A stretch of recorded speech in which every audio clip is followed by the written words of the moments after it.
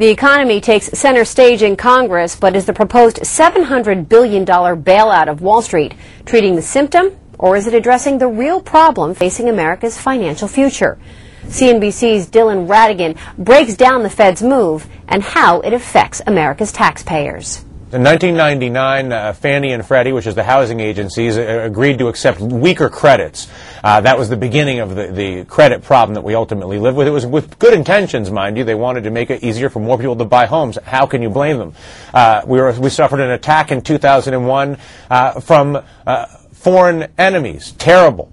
As a result of that, and how can you blame them? Appropriately so, the Federal Reserve chief at the time dropped interest rates as low as possible.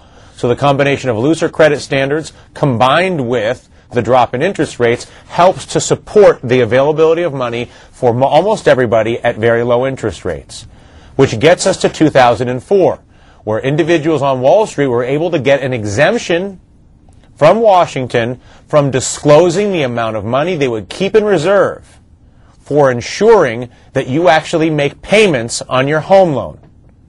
That exemption. So think about your auto insurance. Think about your life insurance. That's a regulated business. That's a business where you pay $1 a week for insurance on a car, and the insurance company keeps 90 cents of it just in case you drive your car into a tree, they can fix your bumper.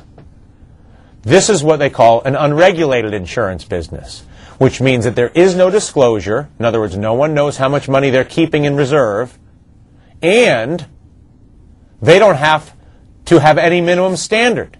So unlike a regulated insurance business where there's a minimum standard, that standard doesn't exist. So secretly, because there wasn't disclosure, these investment institutions, Lehman Brothers, AIG, and others that are now failed, were keeping as little as 3 cents in reserve for each dollar in insurance risk, which is a special exemption they requested from our government in 2004.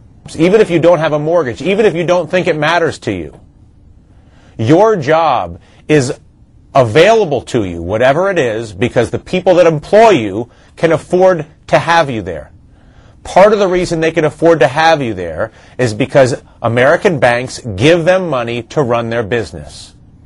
If American banks take the money that they give to your boss, no matter what your business is, away from them, the chances that you lose your job goes up. That is the fundamental problem that we are all now faced with. We got into that problem because of a series of practices which I've talked about. I'll talk about it again. Bad credit standards and lack of disclosure on insurance for those credit standards got us into this problem. I agree, it's clear. I agree. We shouldn't be in the problem. It's terrible.